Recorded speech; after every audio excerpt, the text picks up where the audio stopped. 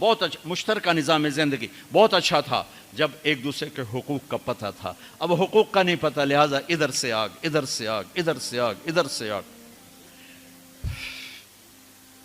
میں سر درد کا مریض ہوں، تھوڑی تھکاوٹ شروع ہو جاتا، فاقہ شروع ہو جاتا، تو میں روزے رکھنے کے لیے مری چلا جاتا ہوں کہ بھئی چلو کوئی ٹھنڈک، روزے کا لمبا ہونا اور ٹھنڈک شاید اس کو کچھ وہ بیلنس کر دیتا ہے، تو میں کچھ 3-4 روزے پھر بھی چھوٹ جاتے ہیں لیکن اکثر پورے ہو جاتے ہیں.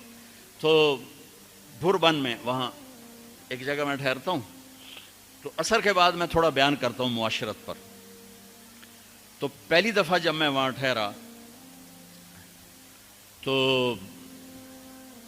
8ویں دن امام مسجد کی بیوی آئی ہمارے پاس، میری بیگم کے پاس، کہ جی بیگم صاحب میں نے آپ کا اور مولانا کا شکریہ ادا کرنا ہے کہ آج میری زندگی کا پہلا ہفتہ ہے میرے خامند نے مجھے مارا نہیں.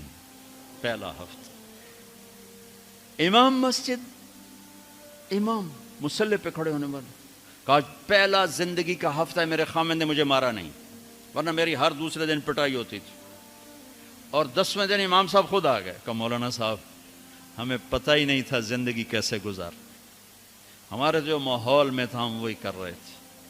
کہ میرے بہنوئی نے میری بہن کی ایک دفعہ ٹانگ توڑی، ایک دفعہ بازو توڑا، اور عالم دین ہے، عالم دین ہے.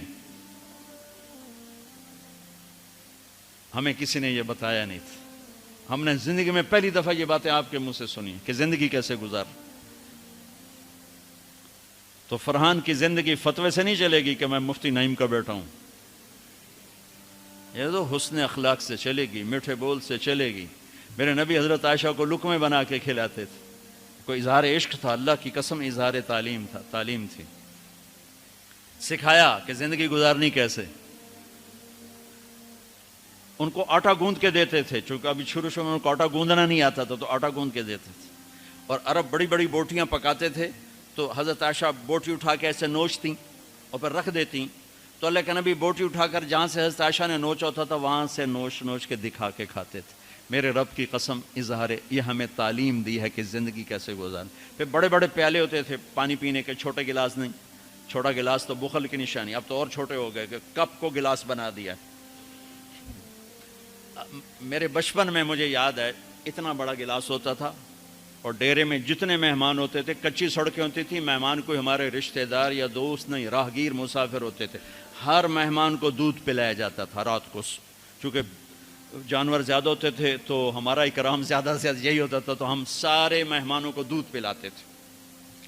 تو ایک مہمان آیا ہمارے دادے کا زمانے کا، چاچا لال، اب گلاس چھوٹے ہو چکے ہیں، تو وہ جب نوکر نے دودھ پیش کرنے کے لیے نا آگے بڑھا تو اس نے گلاس دے کر کہنے لگا پتر میں نہیں پیندا. سمجھ رہے ہو پنجابی سمجھ رہے ہو نا، پتر میں نہیں پیندا. اس نے کہا چاچا کیوں نہیں پینا ہے؟ کہ دو تو ود پیواں تے بے غیرت بنا تے دو نال میرا گزارا کوئی نہیں، لے جا.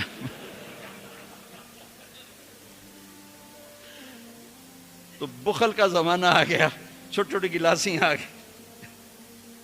تو بڑے بڑے گلاس ہوتے تھے، تو ہم عائشہ رضی اللہ عنہا پانی پی رہے ہیں، رکھ دیا.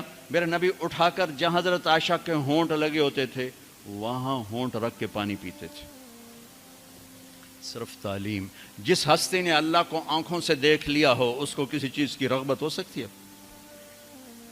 جنت بھول جائے گی جب اللہ اپنا دیدار کرائیں گے اور پھر پردہ پوشی فرمائیں گے تو کہیں گے یا اللہ جنت نہیں چاہیے، تو چاہیے، بس تجھے دیکھتے رہیں، بیٹھے رہیں تصور جانا کیے ہوئے از لذت دیدارش، خسرو چتواں گفتن سر دادن و جان دادن نادیدہ رخ یارے.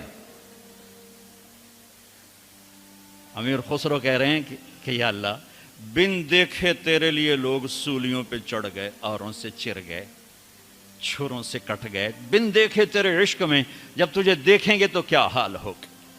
از لذت دیدارش خسرو چتواں گفتن سر دادن و جان دادن نادیدہ رخ یار. تو جس ہستی نے اللہ کو دیکھا ہو ان کے لیے عورتوں کی کیا رغبت ہے. یہ صرف سکھانا. ایک حدیث سنا دے، ما تزوجت وما زوجت الا بوحی من السماء نزل به جبریل. لوگوں میں نے جہاں شادی کی، میں نے جہاں بیٹی دی، پہلے آسمان سے وحی آئی، پھر میں نے قدم اٹھایا. اللہ کی قسم ہمیں سکھانے کے لیے تھا، ہمیں سکھانے کے لیے۔ ہاں سفر سے واپسی ہو رہی ہے، ٹھیک ہے، آپ نے صحابہ سے کہا چلو بھائی تیز ہو جاؤ، وہ سارے تیز ہو گئے، یہاں تک کے نظروں سے غائب ہو گئے، ٹھیک۔ تو اب کون رہ گئے؟ اما عائشہ اور میرے نبی۔ تو اما عائشہ نہیں، میرے نبی نے کہا عائشہ دوڑ لگائیں، دوڑ لگائیں، لگائیں۔ اللہ اکبر، مفتی نعیم کا اتنا بڑا پیٹ، یہ دوڑ لگائے گا بیگم کے ساتھ؟ اور مولا منظور مینگل کا اس سے بھی بڑا ہو گیا، یہ لگائیں گے؟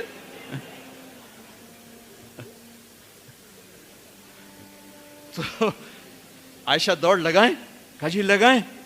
تو حضرت عائشہ فرماتی میں آگے نکل گئی لیکن نبی پیچھے رہے۔ پھر کچھ عرصہ گزر گیا، کئی سال گزر گئے، پھر ایک سفر سے واپسی ہو رہی، آپ نے کہا ہاں بھائی آگے جاؤ، وہ سارے آگے جا گئے، اجل ہو گئے۔ آپ نے کہا عائشہ دوڑ لگائیں، کہا جی لگائیں۔ تو کہا ان دنوں میں موٹی ہو گئی، تبدنت کا لفظ مجھے یاد ہے، کہ میں موٹی ہو گئی تھی۔ تو جب دوڑ لگائی تو اللہ کے نبی آگے نکل گئے، تو آپ نے کہا عائشہ ہذہ بتلک، اب تو میں برابر ہو گئی۔ اللہ کی قسم زندگی سمجھانے کے لیے تھا۔ جہاد کا سفر سارا صحابہ کا قافلہ ہے، جنگ کا زمانہ ہے، دشمن چاروں طرف ہے، اور ہم اما عائشہ رضی اللہ عنہ اونٹ پہ بیٹھیں اور ہاتھ لگایا تو ہار غائب۔ فرمایا میرا تو ہار کوئی نہیں، میں تو نہیں جاؤں گی، میرا ہار ڈھونڈو۔ تو میرے نبی نے نہیں فرمایا چل بیٹھ، اتنے لوگوں کو تو پریشان کرتی ہے، تجھے پتہ نہیں میں نے سبق پڑھانا تو میرے پیچھے پڑ گئی۔ طلبہ میرا انتظار کر رہے ہیں۔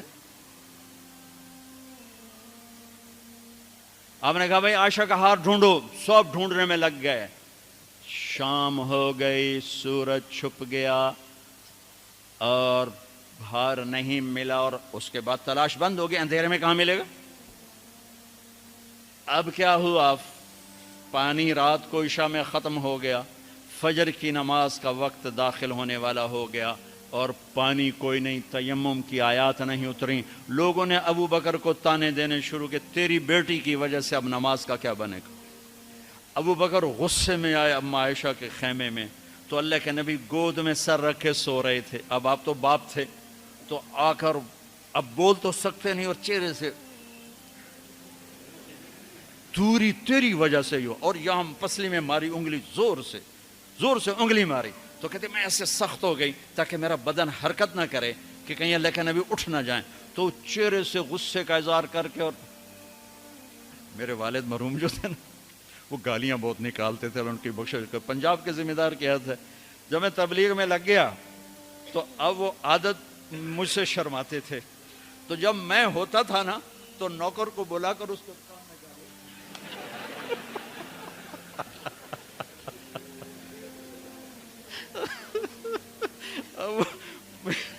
جوانی کی عادت بڑھاپے میں تو جا نہیں سکتی تھی، تو پھر وہ آہستہ آہستہ گالیاں نکال اپنا کوٹا پورا کر لیتے تھے۔